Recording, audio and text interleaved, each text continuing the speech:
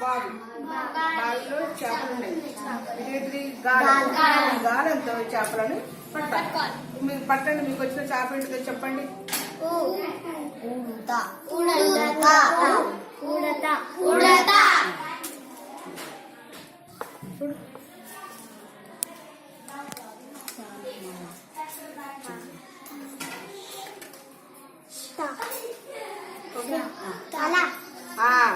అలా అంటే ఏముంది?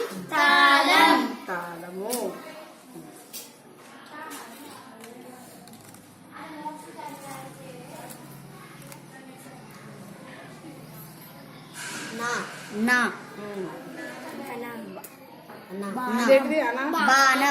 బాణము.